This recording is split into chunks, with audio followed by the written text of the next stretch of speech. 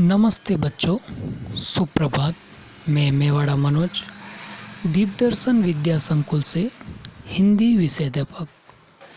आज हम पढ़ेंगे हिंदी साहित्य कक्षा 7 वसंत भाग 2 पाठ 6 रक्त और हमारा शरीर। तो हम पढ़ रहे हैं पाठ 6 रक्त और हमारा शरीर। यह पाठ हमारे लेखक यतीश अग्रवाल जी ने लिखा है और यह जो पाठ है वो एक निबंध है और इस निबंध के माध्यम से हमें यतीश अग्रवाल जी हमारे खून अर्थात हमारे रक्त के बारे में स्पष्ट किया है, बताया है। इस पाठ में हमने पहले वाले वीडियो में पढ़ा था कि अनिल की एक छोटी बहन है जिसका नाम दिव्या है और वह कुछ दिनों से बीमार है। बीमार होने की वजह से वह उसे अस्पताल ले जाता है। अस्पताल ले जाने पर वहाँ पर डॉक्टर ने उसे रक्त की जांच के लिए कहते हैं और रक्त की जांच के लिए जब वह अनिल दिव्या को डॉक्टर के दूसरे रूम में ले जाता है तो वहाँ पर अनिल को उसके जान पहचान की एक डॉक्टर दीदी मिलती हैं जो रक्त का जांच पड़ताल करती हैं। रक्त का सैंपल डॉक्टर दीदी ले लेती है और उसे बताती हैं कि दिव्या को एनीमिया हुआ है और साथ में यह भी कहती है कि दिक्कत कुछ नहीं है, ज़्यादा टेंशन लेने वाली बात नहीं है। उसे दवाइयाँ जो दी है यदि वो समय पर लेती हैं तो वो ठीक हो जाती हैं। इन्हीं बातचीत के अलावा डॉक्टर दीदी उसे अनिल को कहती हैं कि कल आना और इसकी रिपोर्ट ले जाना।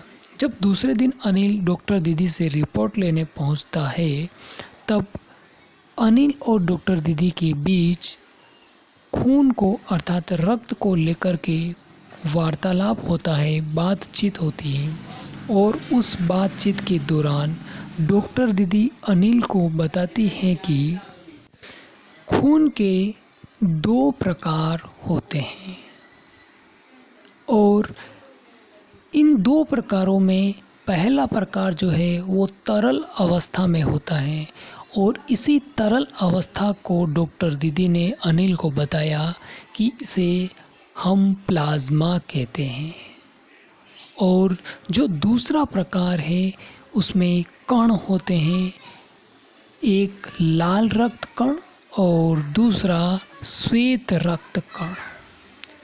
और इन्हीं बातचीत के दौरान डॉक्टर दीदी अनिल को सूक्ष्मदर्शी यंत्र के द्वारा एक रक्त की बूंद को देखने को कहती हैं और जब अनिल उस रक्त की बूंद को सूक्ष्मदर्शी यंत्र द्वारा देखता है तो उसे बहुत सारे लाल रक्त कण दिखाई देते हैं जो बालूशाही के आकार में होते हैं। और अब हम इस वीडियो में पाठ का शेष भाग अध्ययन करेंगे। अब हम आगे पढ़ रहे हैं। यदि कोई व्यक्ति उचित आहार ग्रहण नहीं करता तो इन कारखानों को आवश्यकतानुसार कच्चा माल नहीं मिल पाता। अब देखिए, कल हमने पढ़ा था कि हमारे शरीर के अंदर हड्डियों के बीच कारखाने होते हैं अर्थात लाल रक्त कण बनाए जाने का कार्य होता है और इन कार्यों के लिए लाल रक्त कण बनाने के लिए कच्चे माल की आवश्यकता होती है। और ये जो कच्चा माल है वो क्या है? दूध, अंडा, गोश्त, हरी सब्जी, फल आदि। तो ये जो कारखाने, इन कारखानों को इन कच्चे माल की आवश्यकता होती है और ये कच्चा माल कहाँ से प्राप्त होता है? आहार से, भोजन से। और यदि यह आहार हमें नहीं मिल पाता है तो नतीजा क्या होता है?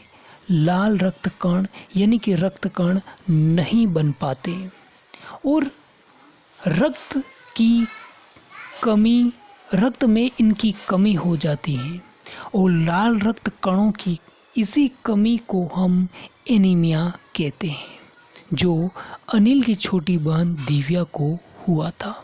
यानी कि लाल रक्त कणों की कमी हो गई थी। तो क्या संतुलित आहार लेने मात्र से हम एनीमिया से बचे रह सकते हैं? अनिल ने ऐसा प्रश्न डॉक्टर दीदी से किया। अब अनिल ने जो प्रश्न किया उसके लिए दीदी बोली, हाँ, यह कहना काफ़ी हद तक सही होगा, यानी कि काफ़ी ठीक होगा।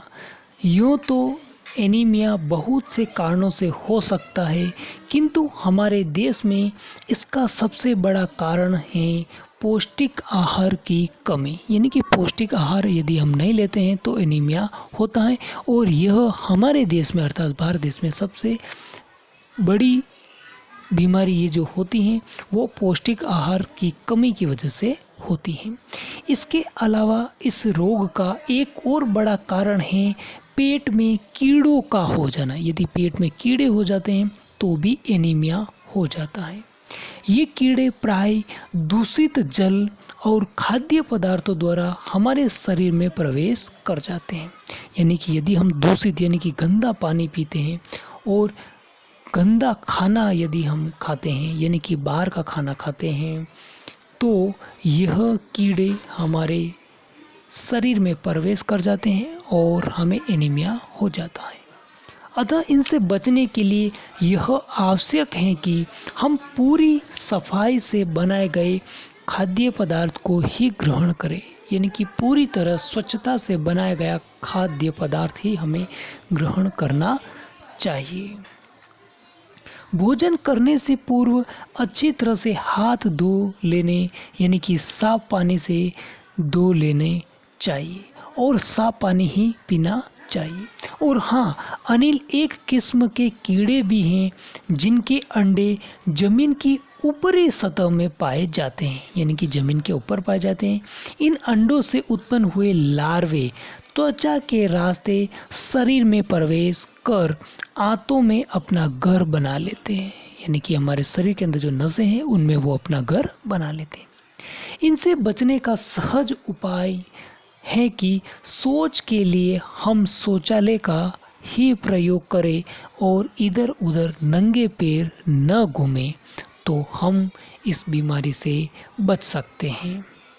तो हमें डॉक्टर की जो ये सलाह है वो हमें मान लेनी चाहिए और हमें स्वच्छता का पूरा ध्यान रखना चाहिए। खुले में शौच नहीं करना चाहिए। दूसरा, खाने से पूर्व और खाने के बाद हाथ अच्छी तरीके से साफ कर लेने चाहिए। तो हमें डॉक्टर की इन सलाहों का विशेष ध्यान रखना चाहिए। दीदी, यह तो बहुत ही महत्वपूर्ण बात बताई आपने, बहुत ही ज़्यादा महत्वपूर्ण इम्पोर्टेंट बात बताई है। अनिल ने ऐसा डॉक्टर दीदी को कहा। वह पल भर सोच में डूबा रहा। थोड़ी देर के लिए वह सोच में डूब गया। कौन? अनिल। फिर बोला, आपने बताया था कि रक्त में सफ़ेद कण और बिंबाणु अर्थात प्लेटलेट कण भी होते हैं। शरीर में उनका क्या काम होता है? यानी कि लाल रक्त कण के अलावा डॉक्टर दीदी ने बताया कि श्वेत रक्त कणिकाएं यानी कि सफ़ेद कण भी होते हैं, जिन्हें हम बिंबाणु भी कहते हैं या प्लेटलेट कण कहते हैं। तो हमारे शरीर में इनका क्या काम होता है? यह प्रश्न अनिल ने डॉक्टर दीदी से किया।